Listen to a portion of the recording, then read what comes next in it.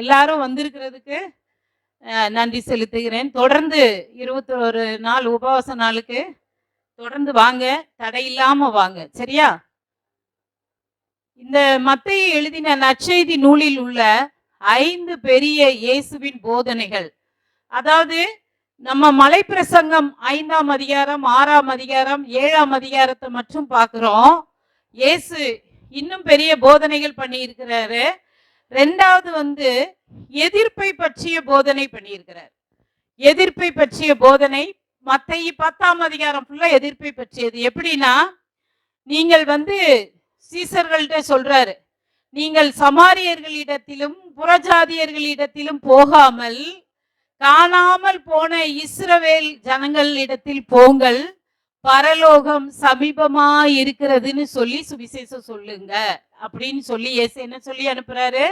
பரலோகம் சமீபமா இருக்கிறது அப்படின்னு சொல்லி அனுப்பி வைக்கிறார். சரியா? போறாங்க. போய் என்ன சொல்றாரு? குஷ்டரோகியை குணப்படுத்துங்க, பிணியாளியை சுகப்படுத்துங்க, எல்லாமே சொல்லி அனுப்புறாரு. போகும் பொழுது எதையும் உங்களுக்குன்னு எடுத்துக்கிட்டு போக வேண்டாம், வெறுங்கையா போங்க. ஒரு வீட்டுக்கு போகும் பொழுது அந்த வீட்டு வாசல்ல நுழையும் பொழுதே சமாதானத்தை சொல்லிட்டு போங்க. அந்த சமாதானத்துக்கு அவங்க பாத்திரரா இருந்தா நீங்க சொன்ன சமாதானம் அவங்களுக்கு போய் சேரட்டும், இல்லைன்னா அது உங்களுக்கே வரட்டும். இல்ல ஒருவேளை உங்களை தூசிக்கிறாங்க அப்படின்னு சொன்னா அந்த வீட்டுல உங்க காலில் உள்ள மண்ணை தூசியே தட்டி விட்டுட்டு வந்துருங்க.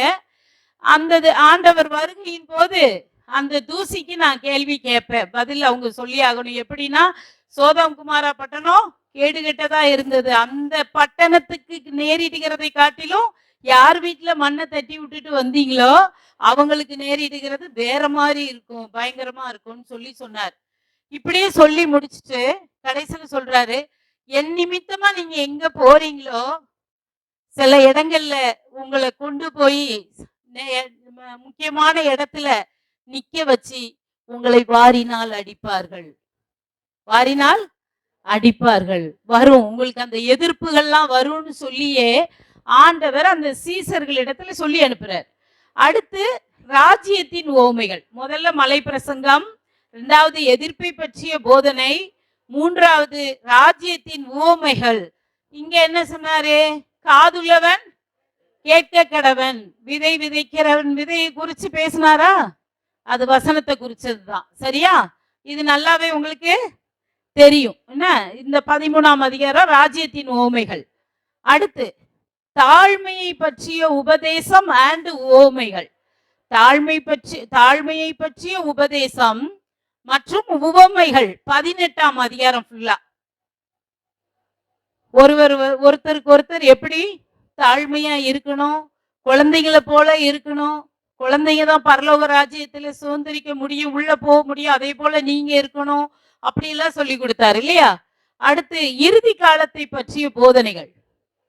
இறுதி காலத்தை பற்றிய போதனைகள் அது 23ல இருந்து 25 வரைக்கும் இறுதி காலத்தை பற்றிய போதனைகள் அதுல இருக்கும். சரியா? சரி.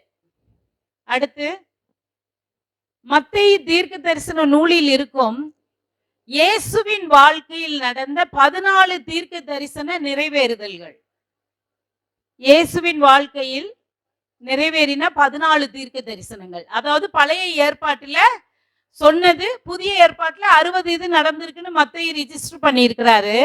அதுல 14 தீர்க்க தரிசனங்கள் இயேசுவின் வாழ்க்கையில நடந்தது.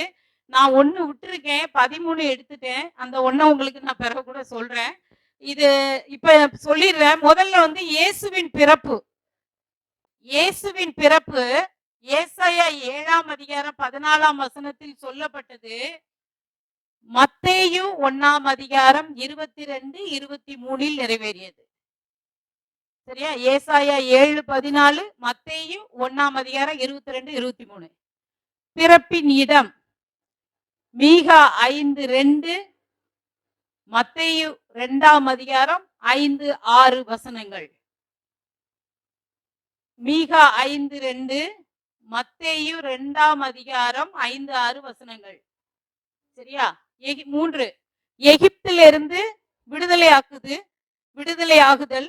ஓசியா 11:1, மத்தேயு 2:15.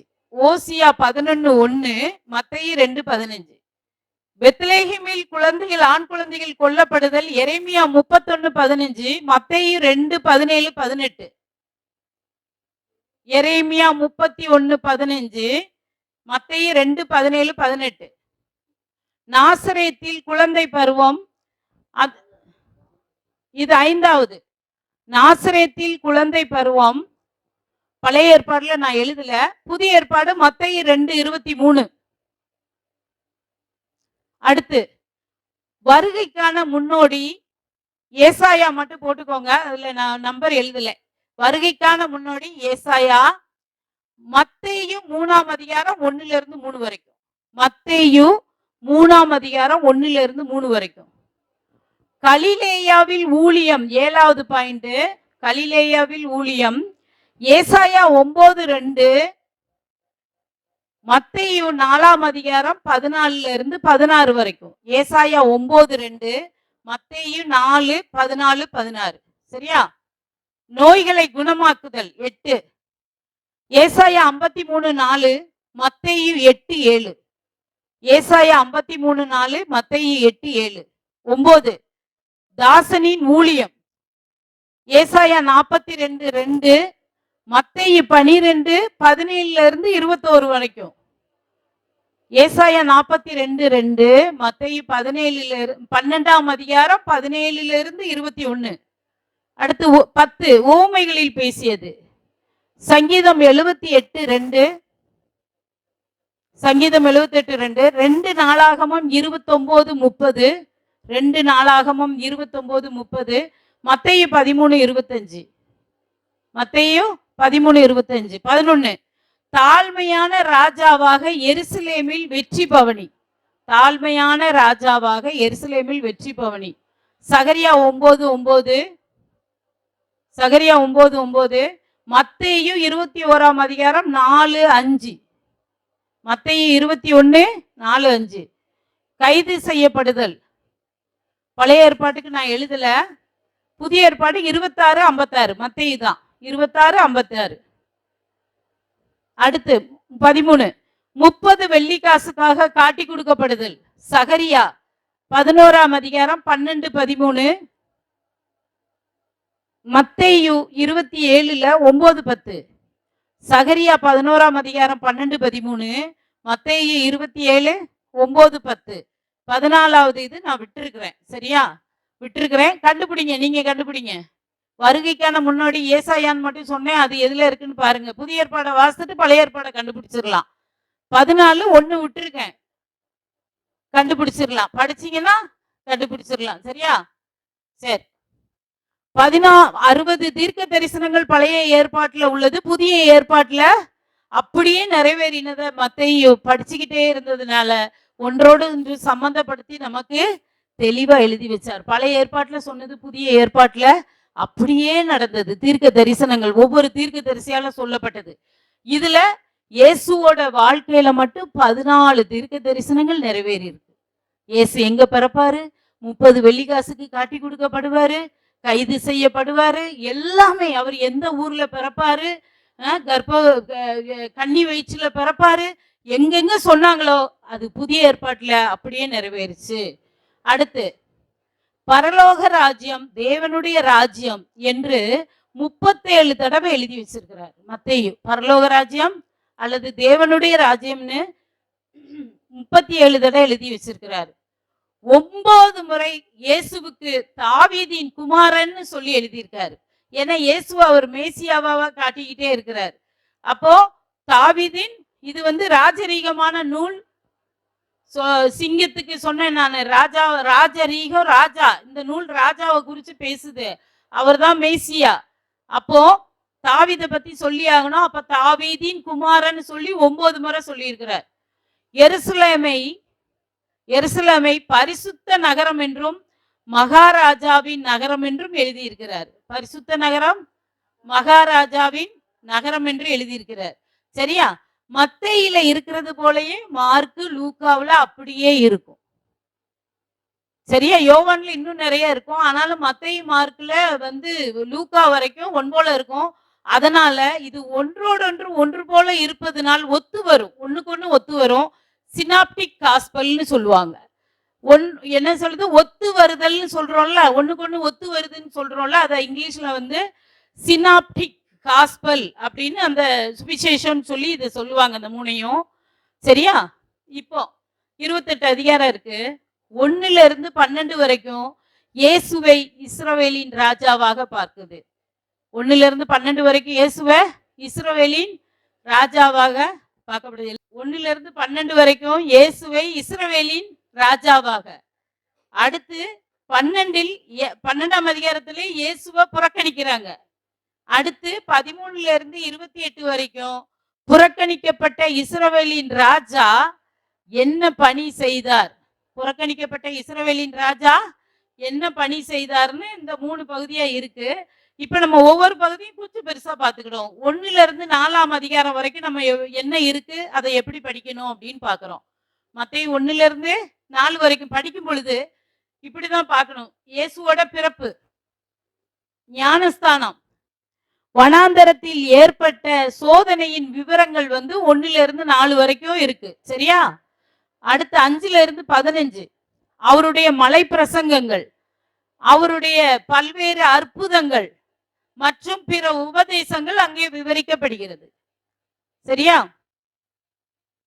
16ல இருந்து 27 வரைக்கும் இயேசுவுக்கு விரோதமாக எழும்பிய பெரிய எதிர்ப்புகள், கடைசி நாட்கள்ல என்ன சம்பவிக்கும்னு இயேசுவே விவரித்தது, பின்னர் அவரின் சிலுவை பாடு, மரணம் பற்றி எழுதியிருக்கு. 16ல இருந்து 27க்குள்ள. 28 இயேசு உயிர்த்தெழுந்து வெற்றி சிறந்த விவரங்கள் கொடுக்கப்பட்டுள்ளது. உயிர்த்தெழுந்து வெற்றி சிறந்த விவரங்கள் கொடுக்கப்பட்டுள்ளது. நம்ம படிக்கும் பொழுது எப்படி படிக்கணும்? 1ல இருந்து 4 வரைக்கும் அவருடைய பிறப்பு, ஞானஸ்தானம், வேற வனாந்தரத்தில் ஏற்பட்ட சோதனைகளை குறித்து நீங்க மனசுல ஞாபகப்படுத்திக்கிட்டு படிச்சீங்கன்னா மத்தேயு 1ல இருந்து 4 வரைக்கும் எடுத்துடலாம். ஒரு வசனத்தை எடுங்கன்னு சொன்னா இந்த இது ஞாபகம் இருந்தா டக்குன்னு எடுத்துடலாம். அடுத்த 5ல இருந்து 15 வரைக்கும் சொல்லியாச்சு. அவருடைய மலை பிரசங்கங்கள், அவருடைய பல்வேறு அற்புதங்கள் மற்றும் பிற உபதேசங்கள் சொல்லப்பட்டிருக்கு. 16ல இருந்து 27 வரைக்கும் இயேசுவுக்கு பெரிய எதிர்ப்பு கிளம்புச்சு. அத பின்னாடி கடைசி நாட்கள்ல என்னென்ன சம்பவிக்கும்னு இயேசு சொன்னாரு. அதுக்கப்புறம் சிலுவை பாடுகள், அவருடைய சிலுவை பாடுகள், மரணங்களை குறிச்சு இருக்கு. கடைசி 28ஆம் அதிகாரம் இயேசு உயிர் தெளிந்து வெற்றி சிறந்த விவரங்கள் கொடுக்கப்பட்டுள்ளது. ஹல்லேலூயா. இதுதான் மத்தேயு புக்குக்குள்ள இருக்கு. மத்தேயு 1ஆம் அதிகாரம் 1வது வசனம், தாவீதின் மகனும் ஆபிரகாமின் மகனுமான இயேசு கிறிஸ்துவின் மூதாதையர் பட்டியல். அங்க என்ன போட்டிருந்தது? ஆபிரகாமின் மகனான தாவீதின் குமாரனான இயேசு கிறிஸ்துவின் வம்சவர் அப்படி போட்டிருந்தது இல்லையா? இங்க கொஞ்சம் தெளிவா போட்டிருக்கு. தாவீதின் மகனும் ஆபிரகாமின் மகனுமான இயேசு கிறிஸ்துவின் மூதாதையர் பட்டியல்னு போட்டிருக்கு. ஆபிரகாமுக்கு டைரக்டாவா இயேசு பிறந்தார்? இல்ல தாவீதுக்கு பிறந்தார்? இல்ல. சரி, பைபிள்ல இயேசுவுக்கு முன்னாடி ஆபிரகாமும் தாவீது மட்டும்தான் இருக்காங்களா? எவ்வளவு பேர் இருக்காங்க? ஆபிரகாமுக்கு அப்புறம் ஈசாக்கு இருக்காரு, யாக்கோபு இருக்காரு, அதுக்கப்புறம் அவங்க பிள்ளைங்க 12 பேர் இருக்காங்க, நிறைய பேர் வந்திருக்காங்க. ஏன் ஆபிரகாமோட பிள்ளை தாவீதோட மகன் ஆண்டவர் இயேசு கிறிஸ்துவின் பட்டியல், மூதாதையர் பட்டியல சொல்றாரு? சொல்லுங்க. காரணம் என்னன்னா, இதுக்கு விஷயம் என்னன்னா, இவங்க இருவருக்கு மட்டும்தான் சந்ததியை பத்தின வாக்கு தத்தம் கொடுக்கப்பட்டிருக்கு. ஆபிரகாமுக்கும் தாவீதுக்கும் சந்ததிகள் சொல்ல, சந்ததியை குறிச்ச வாக்கு தத்தத்தை ஆண்டவர் கொடுத்தாரு. நம்ம அதை வாசிப்போம். கலாத்தியர் 3:16 எடுத்து வாசிங்க. கலாத்தியர்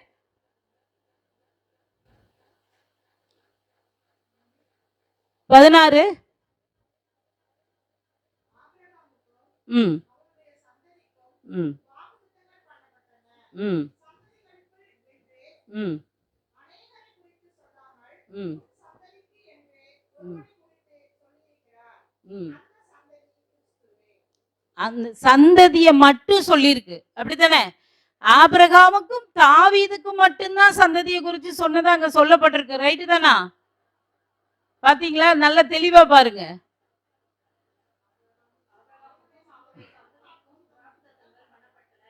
வாக்குறுதிகள் ஆபிரகாமுக்கும் அவரது வழிமரபினருக்கும் தரப்பட்டன. ஆபிரகாமுக்கும் அது பலரை குறிக்கும் முறையில் வழிமரபினருக்கு என்றாமல் ஒருவரையே குறிக்கும் முறையில் சொல்லப்பட்டிருக்கு இல்லையா? ஒருவரையே குறைக்கும். அப்ப ஆபிரகாமுக்கும் தாவீதுக்கு மட்டும் கொடுக்கப்பட்டிருக்கு. இங்க ஆபிரகாமுக்கு கொடுக்கப்பட்ட வார்த்தையை பார்த்துட்டீங்க, சந்ததி. சந்ததிகள் இல்ல, சந்ததி. சந்ததி. சரியா? அடுத்து 2 சாமுவேல் 7:27 பாருங்க. 2 சாமுவேல் 7ஆம் அதிகாரம் 16வது வசனம் பாருங்க, அல்லது 27வது வசனம் பாருங்க. 2 சாமுவேல் 7ஆம் அதிகாரம் 16. முதல்ல 16 வாசிங்க.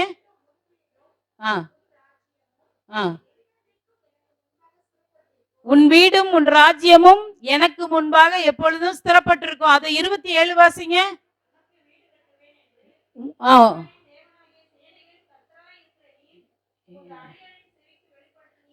இது வரைக்கும் இருக்கட்டும். உன் வீடு, உனக்கு வீடு கட்டுவேன், அந்த வீடு உனக்கு முன்னாடி ஸ்திரப்பட்டிருக்கும், ஒரு ராஜாசனம் உன்னை விட்டு ஒரு நாளும் நீங்குவதில்லைன்னு சொன்னாரு. அப்போ உன் வீடு கெட்டப்படும் அப்படின்னு சொன்னா தாவீதின் குமாரனேன்னு இன்னைக்கு கூப்பிடுறோம் இல்லையா இயேசுவ. அப்ப ஆபிரகாமுக்கும் தாவீதுக்கும் தான் சந்ததியை குறிச்ச அந்த கிறிஸ்துவ தான் சந்ததி. வழியில எத்தனை பிள்ளைகளா வந்திருக்கலாம் அவங்க பெற்ற பிள்ளைகள், ஆனா சந்ததின்னு ஒருவரைத்தான் சொல்லப்பட்டிருக்குன்னு சொல்லி நமக்கு சொல்லப்பட்டிருக்கு. சரியா? அது கிறிஸ்து. அப்போ உன் முன்னாடி அந்த வீடு ஸ்திரப்பட்டிருக்கும்னு சொன்னது, உனக்கு ஒரு வீட்டை கட்டுவேன்னு சொன்னாரு.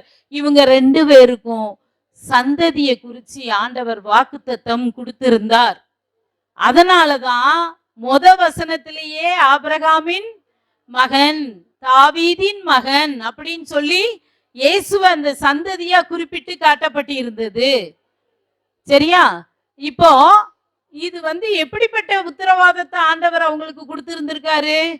தெய்வீக உத்தரவாதத்தை ஆண்டவர் அவங்களுக்கு கொடுத்திருந்திருக்காரு. சொன்ன மாதிரியே கொடுத்தாரா இல்லையா? கிறிஸ்து அந்த சந்ததியில வந்தாரா வரலையா?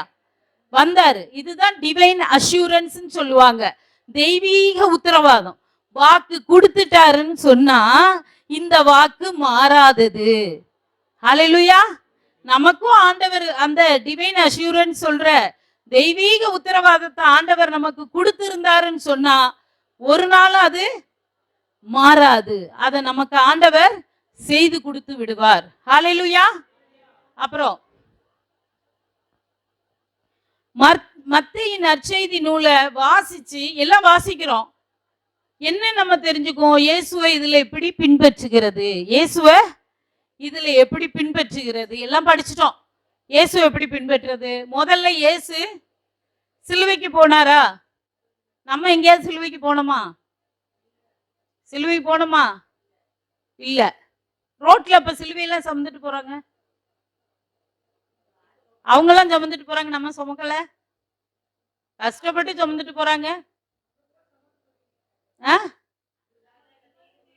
நமக்காக இயேசு சிலுவையை சுமந்துட்டாரு, நம்ம சுமக்க வேண்டிய அவசியம் இல்லை. ஆனா அங்க ஒரு பெரிய ரகசியமான சத்தியம் இருக்கு, அதை மட்டும்தான் நம்ம இந்த மத்தையில பார்க்க போறோம். அப்படி பார்த்தா மத்தையில எக்கச்சக்கமா எடுத்து பார்க்கலாம். சரியா? இப்ப மத்தையுனா என்ன எப்படிங்கிறத நம்ம பார்த்துக்கிட்டே போயிருவோம் வெளிப்படுத்துதல் வரைக்கும். அப்புறம் ஒண்ணு ஒண்ணா நம்ம பார்க்கலாம், பார்த்துருக்கோம் ஏற்கனவே. சரியா? இப்ப இந்த சிலுவை ஒன்றை குறித்து மட்டும் நான் உங்களுக்கு விளக்கமா சொல்லுவேன். அதுக்கிடையில இன்னும் இயேசுவை எப்படி நம்ம ஃபாலோ பண்ணலாம் அப்படின்னா, இயேசு மறுரூபமானார். என்ன வசனம் எழுதிக்கோங்க, 17ஆம் அதிகாரம் 1லிருந்து 23 வரைக்கும். இயேசு மறுரூபமாகுதல் 17ஆம் அதிகாரம் 1லிருந்து 23. நீங்க வீட்டுல போய் இதை வாசிக்கணும். இயேசு மறுரூபமாகுதல் மத்தேயு 17ஆம் அதிகாரம் 1லிருந்து 23.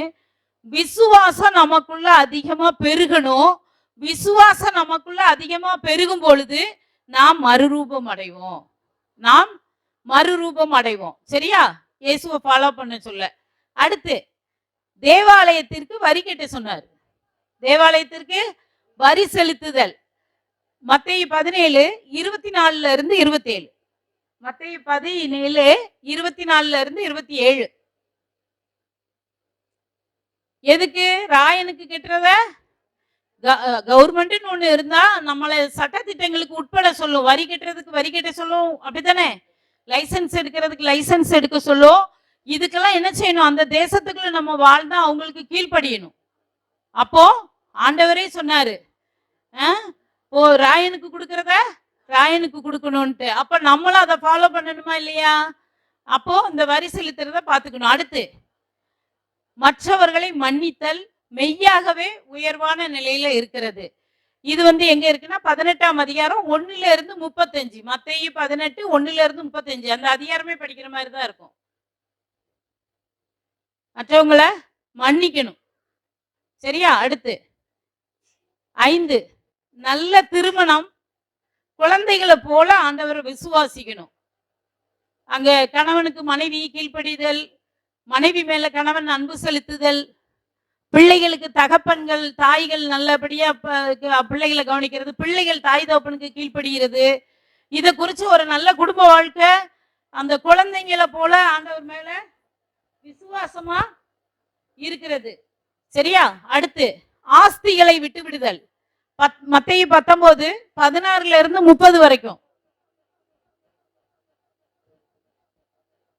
சரியா? ஆஸ்திகளை விட்டு விடுதல் 19ஆம் அதிகாரம் 16-30 வரைக்கும். சொத்து சொகத்தை இந்த பூமியில சேர்த்து வச்சுக்கிட்டு இருக்க கூடாது. இருக்கிற வரைக்கும் வாழ்ந்துட்டு போகலாம். இதுக்குன்னு மெனக்கெட்டு வாழ்நாள ஃபுல்லா சேர்த்து வைக்கிறேன்னு சேர்த்து வச்சுட்டு இருக்க கூடாது. அது திருடன் கண்ணக்கோள் போடுவோம். அடுத்து 7, முதன்மையாக அதே சமயம் இறுதியில் இருத்தல். 20ஆம் அதிகாரம் 1-28 வரைக்கும். மத்தேயு 20ஆம் அதிகாரம் 1-28 வரைக்கும். சந்தையில வந்தனத்துக்கு முந்திக்கிட கூடாதுன்னு சொல்லுவாரு இல்லையா? போற இடத்துல எங்க இருக்கணுமோ அந்த இடத்துல இருக்கணும். ஆனா ஆண்டவர் இடத்துல முதன்மையா இருக்கணும். மற்ற எல்லா இடத்துலயும் முந்திக்கிட்டு போய் எனக்குத்தான் மரியாதைன்னு சொல்லி இருக்கக்கூடாது. ஆண்டவர்கிட்ட இருந்து இதையெல்லாம் நம்ம பின்பற்றலாம். அல்லேலூயா. சரி, அடுத்து மத்தேயு 16ஆம் அதிகாரம். மத்தேயு 16ஆம்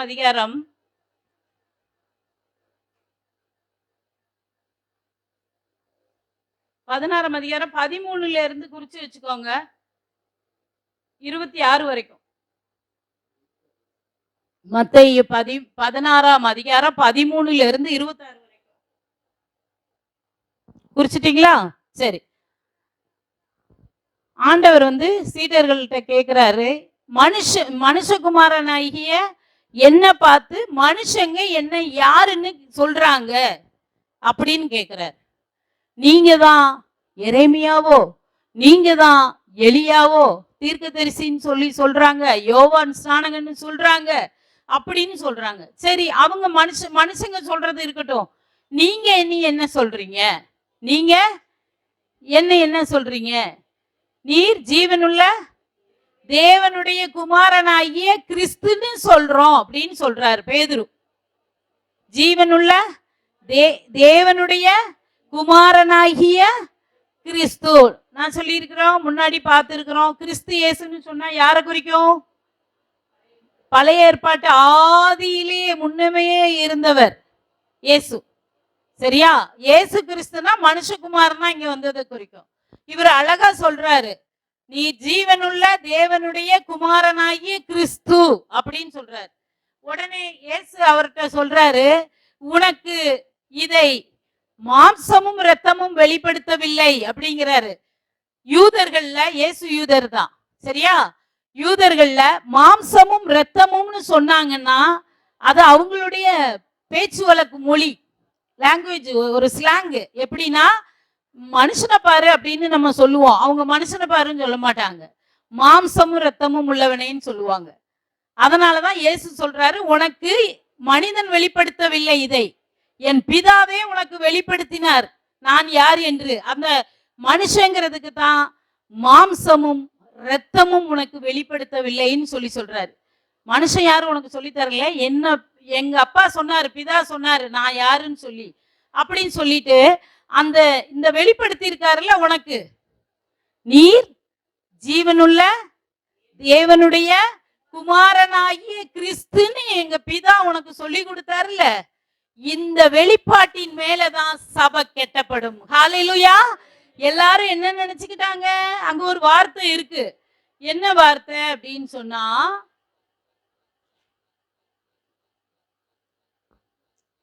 நான் உனக்கு சொல்லுகிறேன், நீ பேதுருவாய் இருக்கிறாய், இந்த கல்லின் மேல் என் சபையை கட்டுவேன், பாதாளத்தின் வாசல்கள் அதை மேற்கொள்வதில்லை, பரலோக ராஜ்யத்தின் திறவுகோல்களை நான் உனக்கு தருவேன், பூலோகத்திலே நீ கட்டுகிறது எதுவோ அது பரலோகத்திலும் கட்டப்பட்டு இருக்கும்.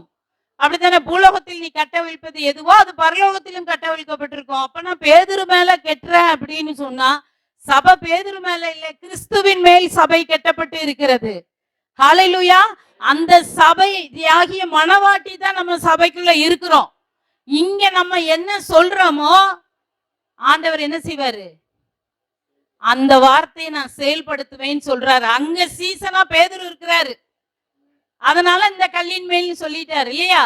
என்ன சொல்றாருன்னா, நீ சொன்ன பாரு ஒரு வார்த்தை, நீர் ஜீவனுள்ள தேவனுடைய குமாரனாகிய கிறிஸ்துன்னு சொன்ன பாரு, அந்த வெளிப்பாட்டின் மேலதான் சபை கெட்டப்படும்.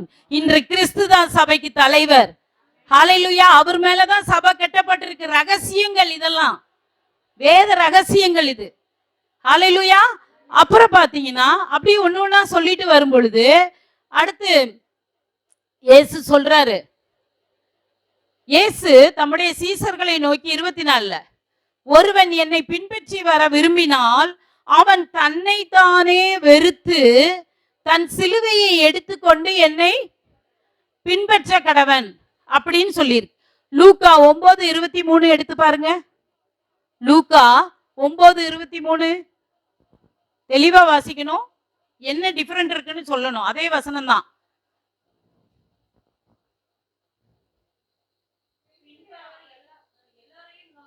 பின்பு அவர் எல்லாரையும் நோக்கி, ஒருவன் என் பின்னே வர விரும்பினால் தன்னைத்தான் வெறுத்து தன் சிலுவையை அனுதினமும் எடுத்துக்கொண்டு என்னை பின்பற்ற கடவன். 2 வசனத்தும் ஒரே வசனம் தான். என்ன வார்த்தை அங்க எக்ஸ்ட்ரா இருக்கு, அனுதினமும், டெய்லி. டெய்லி தன் சிலுவையை என்ன செய்யணுமா, என்ன பின்பற்றி வரணும்னா, இப்ப ஒரு 7 காரியத்தை அவரை எப்படி ஃபாலோ பண்றதுன்னு பார்த்தோம். அதுல காரியமே சிலுவையை பின்பற்றி போகுதல்னு தான் எழுதியிருக்கோம், அப்படித்தானே. அப்போ சிலுவைனா அவர் பிசிக்கலா ஒரு சிலுவையை தூக்கிட்டு போனாருல்ல, வெயிட்டா நம்ம பாவங்களை சுமந்தாரு. இப்போ நம்ம பிள்ளை செய்யற பாவத்தை நம்ம சுமக்க முடியுமா? நம்ம பிள்ளை, நம்ம ஒரு உதாரணத்துக்கு சொல்றேன், பிள்ளை ஒருத்தரை தள்ளி விடுச்சு, அது அவர் செத்து போயிட்டு கொலை மாதிரி வருது. அப்ப அந்த பிள்ளைக்கு தண்டனை கொடுப்பாங்களா, பிள்ளைய பெற்ற தாய்க்கு கொடுப்பாங்களா, தகப்பனுக்கா தாய்க்கு கொடுப்பாங்களா? பிள்ளைக்கு தான் கொடுப்பாங்க. அப்ப அவங்க செஞ்ச பாவத்தை அவங்க தான் தீர்த்து இது பண்ண வேண்டியது இருக்கு. ஆனா உலகத்தின் ஒட்டுமொத்த பாவத்தையும் இயேசு தான் சுமந்தாரு, ஆக்கினையா தான் சுமந்தாரு. அந்த பாவத்தை நம்ம சுமக்க முடியுமா? அதன் பொருட்டு தானே சிலுவை கேவலமா பார்க்கப்பட்டுச்சு. அந்த சிலுவையை அவர் சுமந்தார். முதல்ல சிலுவை ஒரு கொலை கருவியா பார்க்கப்பட்டுச்சு, அந்த சிலுவையை அவர் தூக்கி சுமந்தாரு. இன்னைக்கு சிலுவையும் அதே மகிமைக்குள்ள வந்துருச்சு இல்லையா. அப்போ அந்த சிலுவையை நம்ம சுமக்க முடியுமா? நம்ம அடுத்தவங்க பாவத்தையும் சுமக்க முடியல, அவ்வளவு பெரிய சிலுவையும் நம்மளால சுமக்க முடியாது, அந்த பாவத்தையும் சுமக்க முடியாது. அப்ப ஆண்டவர் என் பின்னே சிலுவையை சுமந்து வா அப்படின்னு சொன்னார்ல. இன்னொன்னு யோசிங்க, சிலுவையை சுமந்துட்டு வான்னு இயேசு சொல்லும் பொழுது அவர் ஏற்கனவே சிலுவைக்கு போயிருந்தாரா? அப்ப எந்த சிலுவையை சுமந்துட்டு வர சொன்னார்? இது வரைக்கும் யோசித்திருக்கோமா? இது வரைக்கும் யோசித்திருக்கோமா? மரணத்துக்கு போகும் பொழுது சிலுவையில அடிச்சு அவரை அந்த கல்வாரி இதுல கொண்டு போறதுக்காக சுமந்து கூட்டிட்டு போனாங்க. அப்போ ஒருவேளை அவரு சிலுவையில தொங்கும் பொழுது என்னைய மாதிரியே நீங்க நான் மரித்து உயிர்த்தெழுந்து மேல போயிருவேன், ஆவியானவர் வருவாரு, அதுக்கப்புறம் வாழ்நாள் எல்லாம் நீங்க சிலுவையை சுமந்துக்கிட்டே வரணும் என் பின்னாடின்னு சொல்லி இருந்தா கூட, ஓ இவர் சிலுவை சுமந்தாரு நம்மளும் சிலுவை சுமக்கணும் போலன்னு நினைக்கலாம். சிலுவையே சுமக்க போகல. ஆனா சீடர்கள்ட்ட சொல்றாரு, என் பின்னே ஓ சிலுவையை எடுத்து சுமந்துக்கிட்டு வான்னு சொல்றாரு. அவரு சிலுவை இல்ல, ஓ சிலுவையை நான் சுமந்துட்டு வா. அப்ப என்ன சொல்றாரு ஆண்டவர் அப்படின்னு சொன்னா, எதுக்காக இந்த வார்த்தைய நம்ம கிட்ட சொல்லி தராரு அப்படின்னு சொன்னா, அனுதினம்ங்கிற வார்த்தை லூக்கால எழுதப்பட்டிருக்கு. அப்போ எதுக்காக நான் சொல்றேன், ஆண்டவர் பேதுருகிட்ட கேட்க, நான் யாருன்னு கேட்கிறாருல, கேட்டவுடனே மாம்சமும் ரத்தமும் உனக்கு வெளிப்படுத்தல, மனுஷன் உனக்கு வெளிப்படுத்தல, எங்க பிதா உனக்கு வெளிப்படுத்துறாரு. அப்போ 2 வார்த்தையை வெளிப்பாடா என்ன சொல்றாருன்னா, டெய்லி நம்மளை நாம வெறுக்கணும், நம்மளை நாம வெறுக்கணும், நம்மை நாம வெறுக்கணும். 1. 2, ஏன் சிலுவை எடுத்துக்கிட்டு நான் தான் சுமக்கணும், இன்னொருத்தர் முதுகுல ஏன் சிலுவையை சுமக்க விடக்கூடாது. சரியா? இந்த 2 விஷயத்த வேதத்துல யாரெல்லாம் தன் வாழ்க்கையில அபியாசப்படுத்தி ஃபாலோ பண்ணாங்களோ, பின்பற்றினாங்களோ, அவங்கெல்லாம் 30 வயசுக்குள்ளேயே ஜெயிச்சிருக்காங்க. 30 வயசுகிட்டயே ஜெயிச்சிருக்காங்க. இந்த 2 எடுத்தவங்க ஆண்டவர் அதை செஞ்சிருக்காரு. சரியா? அதை என்ன சொல்றாரு, கிறிஸ்துவ வாழ்க்கையில மூல உபதேசத்துல இதுவும் 1. அன்றாட என்ன நான் வெறுத்துறணும். 2வது, ஏன் சிலுவை எடுத்து நான் தான் சுமக்கணும். அன்னன்னைக்கு, இன்னைக்கு சுமந்துட்டு நாளன்னைக்குன்னு கிடையாது. இந்த ஒரு அடிப்படையான காரியத்தை வச்சுதான் ஒவ்வொருத்தரும் ஜெயிச்சிருக்காங்க. வேதம் என்ன சொல்லு, இங்க என்ன சொல்லுது, தான் ஜீவனை ஆதாயப்படுத்தணும்னு நினைக்கிறவன் அதை இழந்து போயிருவான். தன் ஜீவனை ஆண்டவருக்காக போனா போகட்டும்னு நினைக்கிறவன் ஜீவனை ஆதாயப்படுத்தி கொள்ளுவான்னு ஆண்டவர் சொல்லித்தரார் நமக்கு. அப்ப தன்னைத்தானே வெறுத்தல்னா என்ன ஆண்டவரே? உன்னை நேசிப்பது போல பிறனை நேசின்னு சொல்லி கொடுத்தீங்களே ஆண்டவரே. அப்ப தன்னைத்தானே வெறுக்கணும்னா என்ன ஆண்டவரே அது அப்படின்னு சொன்னா, பரலோகம் என்னை எப்படி பாக்குதுன்னா வெறுமையா பார்க்கல. மேல இருந்து பரலோகம் என்ன ஒவ்வொருத்தரையும் வெறுமையா பார்க்கல. பரலோகத்தின் மாதிரியாக நம்ம படைக்கப்பட்டிருக்கோம். பரலோகத்துல பிதா, குமாரன், பரிசுத்த ஆவி. நம்மளை எப்படி படைச்சிருக்காரு? ஆவி, ஆத்துமா, சரீரம். இந்த 3ல அப்படித்தான் நம்மளை பார்க்குது பரலோகம். இந்த 3ல எந்த ஒன்றுல நான் எதையும் வெறுக்க முடியும்? ஆவியில வெறுக்க முடியுமா? ஆத்துமால வெறுக்க முடியுமா? சரீரத்துல வெறுக்க முடியுமா? சொல்லுங்க. ஆவியில வெறுக்க முடியாது, ஆத்துமாவில தான் வெறுக்க முடியும். சரீரத்துல சில பேர் என்ன சொல்லிட்டு இருக்காங்க தெரியுமா? நான் ஆண்டவருக்காக வெள்ளை உடை மட்டுமே உடுத்துவேங்க, கலர் உடையே உடுத்த மாட்டேன். இது சரீரத்துல வெறுக்கிறது. இப்படி எல்லாம் ஆண்டவர் செய்ய சொல்லல. நான் நகையே போட மாட்டேன், நான் கலர் துணியே போட மாட்டேன், நான் நல்ல சாப்பாடே சாப்பிட மாட்டேன், ஆண்டவருக்காக செருப்பே போட மாட்டேன், இப்படி எல்லாம் சொல்லிட்டு இருக்கவங்களும் இருக்காங்க. ஆனா ஒரு சிலர்கிட்ட ஆண்டவர் தத்ரூபமா பேசியிருக்கலாம். நீ உன்னோட நகைய எனக்காக கலட்டு அப்படின்னு சொல்லியிருந்தா பிரத்யேகமாக அவங்ககிட்ட தனிப்பட்ட முறையில ஆண்டவர் பேசி அவங்க அழகுன்னா அழகு, இதெல்லாம் ஆண்டவருக்கு முன்னாடி ஒண்ணுமே இல்லைன்னு கலத்தி போட்டுட்டு போறாங்கன்னா அது வேற. அதை பத்தி நான் பேச வரல. ஆனா சரீரத்தை நான் வெறுக்கிறேன் அப்படின்னு சொல்றதெல்லாம் இங்க சரீரம் மண்ணுக்கு போறது. அது மேல நீங்க என்ன செஞ்சாலும் அழிவுதான். சரிதானா? ஆவியில நீங்க ஒண்ணும் கை வைக்க முடியாது. அது ஆண்டவர் கொடுத்த ஆவி. நம்ம இறந்தோம்னா ஆவி அவர்கிட்ட போயிருது. ஆனா ஆத்துமாங்கிற அந்த மனசு இருக்கு பாருங்க, சிந்தை இருக்கு பாருங்க, அதுலதான் என்னன்னா வெறுக்கணும். அதுலதான் என்னன்னா வெறுக்கணும். பேதுருக்கிட்ட இதே அதிகாரத்துல மத்தேயுல 16:23 நான் போய் பாடுபட வேண்டியது இருக்கு, நான் போகிறேன் அப்படின்னு சொன்னோன்னா அவன் என்ன சொன்னான்? பேதுரு போகக்கூடாது, இந்த ஒரு கூடாரத்தை போட்டு நீங்க இருக்கணும், நீங்க எங்களை விட்டு ஒரு பாசத்துல சொல்லிவிட்டாரு. அதுக்கு அவரு சொன்னார், அப்பால போ சாத்தானே, இந்த பின்னாடி போ, நீ மனுஷனுக்கு ஏற்றவைகளை சிந்திக்கிறாய், தேவனுக்கு ஏற்றவைகளை சிந்திக்கவில்லைன்னு சொன்னாரு. இப்போ இந்த வெளியே போடுற அலங்கார தோற்றம்லாம் என்னது? இது மனுஷனுக்கு எதுவா சிந்திக்கிறது. நான் கலட்டினா இன்னொரு ஆள் பார்க்கும், அவ்வளவுதான். ஆனா என் ஆத்துமாவுல ஒருவேளை என்னை யாரோ வெறுக்கிறாங்க, என்ன திட்டுறாங்க, என்னைய சபிக்கிறாங்க, நேருக்கு நேரா நான் தவறே செய்யல, டெய்லி காயப்படுறேன், ஆண்டவர்கிட்ட நான் என்ன கேட்பேன்? ஆண்டவர்கிட்ட எனக்கு என்ன ஏன் இப்படி பேசுறாங்க ஆண்டவரே, நான் ஒண்ணுமே செய்யல, இப்ப கொரோனால நிறைய பேர் இறந்து போனாங்க. எங்களுக்கு ஏன் இத்தனை, எங்க வீட்டுல எத்தனை மரணம்? கேள்வி கேட்க அங்க ஒண்ணும் இல்ல. புரியுதா? ஆண்டவரை பார்த்து கேள்வி கேட்க அங்க ஒண்ணும் இல்ல. அவரவருக்கு நியமிக்கப்பட்ட பாதையில ஓடிக்கிட்டு இருக்கோம். சரியா? அப்போ எனக்கு ஒரு சிலுவை ஆண்டவர் கொடுத்திருக்காருன்னு சொன்னா என்ன ஒருத்தங்க வெறுக்கிறாங்க, தேவையில்லாம வெறுக்கிறாங்க, காயப்படுத்துறாங்க. அந்த காயம் என்ன பாதிக்குது. நான் போய் ஆண்டவர்கிட்ட இது எதுக்குன்னு கேட்கல. இதுதான் சிலுவை, நான் எடுத்து சுமந்து இந்த சிலுவைய நான் கண்டுக்கிடாம விட்டுட்டேன்னா அது பாட்டுல போயிடும். அது பாட்டுல போயிடும். இது ஒரு பொருட்டே இல்லைன்னு விட்டுட்டு போயிடணும். ஆனா அதை குறிச்சு நான் பேசிக்கிட்டு சிந்திச்சுக்கிட்டு இருந்தேன்னா மறுபடியும் அந்த சிலுவை என்ன செய்யும்? எனக்கு வந்துகிட்டே தான் இருக்கும். ஆனா ஒண்ணு மட்டும் சொல்றேன், இயேசு கிறிஸ்து சிலுவை சுமந்தாரு. அந்த சிலுவைக்கு முடிவு இருந்ததா இல்லையா? கல்வாரி சிலுவையில முடிவு இருந்ததா இல்லையா? அந்த சிலுவைக்கு அப்புறம் அவருக்கு மகிமை வந்ததா வரலையா? ஆனா இயேசு கேட்டாரா, நானும் பிதாவும் ஒன்றா இருக்கிறோம், எனக்கு ஏன் இந்த பாடுகள், நான் ஏன் இதை சுமக்கணும் அப்படின்னு கேட்டாரா? இந்த பாடுகள் எனக்கு எதற்கு, இந்த சிலுவை எனக்கு எதற்கு, நான் எதுக்கு சுமக்கணும்? வாழும் பொழுதே அவர் உபத்திரவத்தை பட்டுக்கிட்டு இருந்தாரா இல்லையா?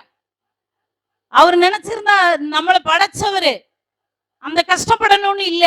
ஆனால் அந்த பிசிக்கலா சுமந்துட்டு போன சிலுவைக்கு முன்னாடி, பாவத்தை சுமக்கிறதுக்கு முன்னாடி, அந்த உபத்திரவப்படுறதுக்கு முன்னாடி அவர் ஆயத்தமாகிக்கிட்டே இருந்தாரு. ஹல்லேலூயா. கஷ்டங்களை சுமந்துகிட்டே இருந்தாரு. கஷ்டங்களை உபத்திரவப்படுத்தாம இருந்தாங்க. ரோம பேரரசு காலத்துல அவர் என்னென்ன பாடுபடுத்தினாங்க. அவ்வளவு கஷ்டத்தையும் அந்த உபத்திரவத்திற்காக தன்னை ஆயத்தப்படுத்தி ஒப்பு கொடுத்துக்கிட்டே இருந்தார். சிலுவையை சுமந்துக்கிட்டே இருந்தார். அதனாலதான் அந்த சிலுவை சுமக்கிறதுக்கு முன்னாடி நம்மள சொன்னாரு, உன் சிலுவைய என்ன பின்பற்றணும்னு நினைச்சேன்னா உன் சிலுவையை எடுத்துக்கிட்டு ஏன் பின்னாடி வா. ஹல்லேலூயா. இதுதான் அந்த ரகசியம். சிலுவையை சுமக்கிறதுக்கு முன்னாடி எப்படி சிலுவை சுமக்க சொன்னாரு அப்படின்னு சொன்னா, நமக்குன்னு வருகிற பாடுகள் உபத்திரவங்கள்லாம் நமக்கு சிலுவை தான். ஆனா அந்த சிலுவையை நீ என்ன செய்யணும்? எடுத்துக்கிட்டு வா. அது நீ சுமக்கணும்னு இருக்கு. நீ சுமக்க சுமக்க சுமக்க என்ன ஆகும்? ஒரு நாள் அந்த சிலுவைக்கு முடிவு இருக்கும். அந்த முடிவின் மேலதான் உனக்கு மகிமைக்கு மேல மகிமை அடைப்ப. அதனாலதான் அவர் சொன்னாரு, போன வாரம் எடுத்த சிலுவைக்கு அடுத்த வாரம் இல்ல, அனுதினமும் உன் சிலுவையை எடுத்துக்கிட்டு வா அப்படின்னு சொன்னாரு. சரியா? இதுக்கு சங்கீதம் 37:8, சங்கீதம் 37:8, கோபத்தை நெகிழ்ந்து உக்கிரத்தை விட்டுவிடு, பொல்லாப்பு செய்கிறதுக்கு ஏதுவான எரிச்சல் உனக்கு வேண்டாம். இதை நான் ஆர்சி பைபிள்ல வாசிக்கிறேன். வெஞ்சினம் கொள்ளாதே, வெஞ்சினம் கொள்ளாதே, வெகுண்டெழுவதை விட்டுவிடு, எரிச்சல் அடையாதே, அதனால் தீமைதான் விளையும். ஆண்டவர் என்ன சொல்லியிருக்காரு? வெஞ்சினம் கொள்ளாதே. எதுக்காக இந்த வார்த்தையை நமக்கு சொல்லி கொடுத்தாரு அப்படின்னு சொன்னா, கோபம் வந்ததுன்னு சொன்னா தீமைதான் அதுல விளையும். அதனால அந்த கோபத்தை விட்டுவிடு, வெகுண்டு எழுவதை விட்டுவிடு. அந்த உனக்கு ஒரு வெஞ்சினத்தை ஒருத்தர் கொடுக்குறாங்கன்னா அதுதான் சிலுவைன்னு எடுத்துக்க. அந்த சிலுவையை நீ அனுதினமும் சுமந்துகிட்டு அவங்ககிட்ட போய் சண்டை போட்டு போராடி நீ எப்படி சொல்லலாம், ஏன் ஆண்டவரை எனக்கு இது நடக்குதுன்னு கேள்வி கேட்டுக்கிட்டு இருக்காத, எரிச்சல் அடையாதே, அதனால் தீமைதான் விளையும். நீ சுமந்து தீர்த்துரு. ஆண்டவர் அதுக்கு முடிவு வச்சிருப்பாரு. அந்த சுமந்து தீர்த்ததுக்கெல்லாம் மகிமையான ஒரு விஷயம் உனக்கு நடக்கும். சிலுவையை ஒரு பொருட்டா என்ன செய்யணும்? சிலுவையை நான் சுமந்துகிட்டு இருக்கேன், ரைட்டு, பொருட்டா என்னாதீங்க, உங்களை விட்டு போயிரும். திருப்பி திருப்பி அதையே நினைச்சு நினைச்சு நினைச்சு வேதனைப்பட்டு ஏன்னு கேட்டா திரும்ப நடக்கிறதுக்கு ஒரு வாய்ப்பு இருக்கு. ஏன் இதுக்கு ஒரு உதாரணம் சொல்லலாம். சவுலுக்கு தாவீது, சவுலுக்கு அப்புறம் தாவீத ராஜாவா வரப்போறாரு, கோலியாத்தையே கொண்டு இருக்காரு. ஆனா இதே சவுல் சவுலுக்கு தாவீது ஆயுததாரியானா, போருக்கு போகிறதுக்கு ஆயுததாரியானா. ஒண்ணு மட்டும் யோசித்து பாருங்க, இவனுக்கு அப்புறம் நம்ம ராஜாவாக போறோம், இவனுக்கு அப்புறம் நம்ம ராஜாவாக போறோம். நம்ம கோலியாத்தையே அடிச்சு கொண்டோம். எதுக்கு இவருக்கு பின்னாடி போய் சோல்ஜர் ஒரு படை வீரனா நான் போய் இந்த ட்ரெஸ் எல்லாம் போட்டுக்கிட்டு போய் ஏன் நான் நிக்கணும்? ஏன் ஆண்டவரே என்னைய கொண்டு இப்படி விட்டுருக்கீங்க? என்னைய ராஜாவாக்குறேன்னு சொன்னீங்கல்ல, ஏன் இந்த சவுலுக்கு இப்படி எனக்கு தீமை விரோதிச்சுக்கிட்டே இருக்கிறான், அவன் பின்னாடி போய் என்னைய ஆயுததாரியா நிப்பாட்டி சோல்ஜரா நிப்பாட்டி கேட்கலாமா? கேட்கக்கூடாது. ஒரு வார்த்தை கூட தாவீது கேட்கல. இதுதாங்க அப்படி சிலுவையை சுமக்கிறது. இதுதான் கிறிஸ்துவ வாழ்க்கையின் வெற்றி. தாவீது வெற்றி அடைஞ்சாருன்னா சும்மா இல்ல. ஏன் எதுக்குன்னு கேள்வி கேட்கல. சவுலுகிட்ட போய் கேட்கல, ஆண்டவர்கிட்ட போய் கேட்கல. சொன்ன அடுத்த நிமிஷம் சோல்ஜர் ட்ரெஸ்ஸை போட்டு ஆயுததாரியா போய் சோல்ஜரா நின்னுகிட்டாரு, ஒரு படை வீரனா. என்னைக்கு நமக்குன்னு ஒரு கஷ்டம் வருதோ, ஏன் எதுக்குன்னு ஆண்டவர்கிட்ட போய் அதுக்கு மண்டிட்டு சண்டை போடுறதுக்கோ, எனக்கு ஒருத்தர் கஷ்டம் கொடுத்தாங்கன்னா அவங்ககிட்ட போய் எரிச்சல் அடைஞ்சுக்கிட்டு தீமையை விளைவிக்கிறதுக்கு நானும் குஸ்தி போட்டு நிக்கிறதோ ஆண்டவர் எதிர்பார்க்கல. உங்களுக்கு அப்படி ஒரு இது வருதா, உங்க சிலுவையா நினைச்சு டெய்லி அதை எடுத்து சுமந்துட்டு போயிருங்க. முடிவுல கல்வாரி சிலுவையை முடித்த உடனே மறுரூபம் ஆனாரு, மரித்து உயிர் தெளிந்து மறுரூபம் ஆனாரு, மகிமைக்கு மேல மகிமையா வெற்றி அடைஞ்சார். அதே போல நம்ம வாழ்க்கையிலையும் ஒரு வெற்றி வாழ்க்கை இருக்குங்கிறத மத்தேயு நமக்கு நல்ல பாடமா எழுதி கொடுத்திருக்கிறார். ஹல்லேலூயா.